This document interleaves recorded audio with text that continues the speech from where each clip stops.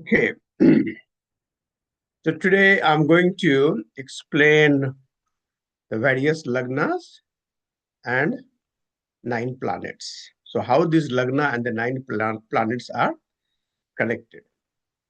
So lagna we know Aries, Taurus, Gemini, Cancer, Leo, Virgo, Libra, Scorpio, Sagittarius, Capricorn, Aquarius, and Pisces. So these are the 12 lagna. Lagna basically means the time when you were born, which sign was rising in the east direction. Right? So that's the lagna. And that's very, very important point in Vedic astrology. So basically your lagna decides most of the things about in your Kundali or your chart. And then there's nine planets, right? Sun, Moon, Mercury, Venus, Mars, Jupiter, Saturn, Rahu, and Ketu. So these nine planets are divided in two groups. One is called natural benefic and another is called natural malefic. So what it means is there are few planets which are by nature they are benefic. Their job is to do good things for the humanity, like Venus, Mercury, Jupiter. These are natural benefic planets. Saturn, Rahu, Ketu, Mars. These four are natural malefic. Right? And sun is kind of more. It's neither benefic nor malefic, but it's benefic, but it is a crude graha in the sense like it needs a strict discipline, right? Sun is a king, so king has to make sure that everybody is following the rules and all. So it is called a strict planet. So to some extent, we take it as a natural malefic to some extent, very very little bit, or you can treat it as a neutral. So Sun, Moon, Jupiter, Venus, Mercury. These five are you can say like benefic, natural benefic, and Saturn, Rahu, Ketu, Mars, natural malefic. Right? Even in the moon, if it is waxing, right, then it is supposed to be good. Otherwise, supposed to be natural malefic. Right?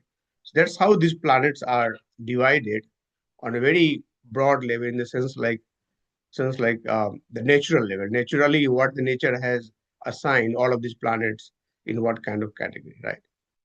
So, so natural benefits are supposed to protect the living beings, right? So if Jupiter is strong, then Jupiter, whatever Jupiter signifies, that Jupiter is going to protect that, right? Uh, a natural malefic, they are supposed to enhance the non-living beings, like the materialistic things, if they are good planet for your chart. That we'll talk later. That what are the good planets for the chart and what are bad planets for a chart. These are the general categories: the natural benefic, natural malefic, and the benefics are supposed to do good for living beings, and malefics are supposed to do good for non-living beings, right? Like materialistic gain kind of things. So this is very general, right? But in astrology, what we decide is not really general term. We talk about a specific kundali. So for the specific kundali, which planet is good, which planet is bad, that's decided based upon your lagna. Right? So for every lagna, means every rising sign, Lord of first, fifth, and ninth house. So first house is yourself, fifth is your children, and also fifth is your purva punya, right? So whatever the karma you are bringing from the previous life, and especially the good karma, those are the fifth house, and the ninth house is your house of fortune, house of father. And you can see that this is a trine which is connected in the three lineages. So your father, yourself, and your son, and this is 159 trine, also called Dharm Trikod, is connected, right? So three generation of lineage is defined by 1, 5, and 9. First house, fifth house, and ninth house, right? So a lot of these houses are always good. They are supposed to do good thing for the native, right? And then there is a Trishadaya Lord, which is 3, 6, and 11, which is always bad. And again, the trick lord, which is 6, 8, and 12, is also always bad, right? So that's how it is defined. So 159 is good, 36 and 11 is bad, then 6, 8, 12 is bad, right? And then there is called something called Kendra Lord. So Kendra is 1, 4, 7, 10, right? The first house, fourth house, seventh house, and 10th house, these are houses are called the Kendra house. Kendra lords are neutral, right? So neutral in the sense like, even if it is a natural malefic planet like Saturn, if that Saturn is a lord of a Kendra house, then Saturn becomes neutral, right? So Saturn is not going to harm because it's no longer a malefic for that particular chart. Similarly, if Jupiter is a lord of a Kendra house, then Jupiter becomes neutral, means Jupiter is no longer a benefic planet for that particular chart. It's a neutral. Right? So, and how these planets co-lords another houses is basically we define which planet is good, which planet is bad. So in the nutshell, the trinal lords, trine, which is 159, is always good. They are the best. It's also called the Lakshmi Sthan. And then Kendra Lord, 1, 4, 7, 10, it's a Kendra Sthan, and they are neutral. And it's called the Vishnu Sthan. And then 3, 6, and 11, Trishadaya. 3, 6, and 11. 3, 3, 6, and 11. Trishadaya Lord, always bad. And then Trick Lord, 3, 6, 8, and 12, also bad, right? Lord of second house is neutral. So that's how for various Lagna, various lords are defined, which are good, which are bad. So let me quickly give you example of planets and the lord for each Lagna.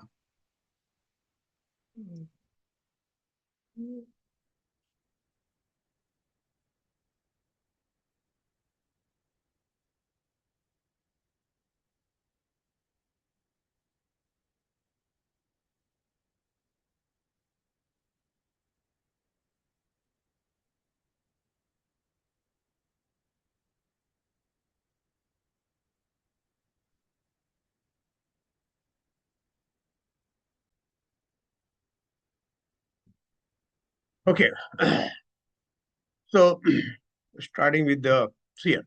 So this is Aries Lagna. Right? Number one is the one is the Aries sign, and this very first house is Aries here, so we call it Aries Lagna. So for Aries Lagna, lord of this first, fifth, ninth are the trinal lord, which is always good. So Mars, Sun, and Jupiter. Lord of first Aries is Mars, lord of Leo is Sun, and Sagittarius is Jupiter. So Mars, Sun, and Jupiter, these three planets are good for Aries Lagna. Then the bad house, which is like 6th, 8th, and 12th, Mercury, Mars, and Jupiter. These three are bad. So we can see here that Jupiter is coming both in the good as well as the bad, right?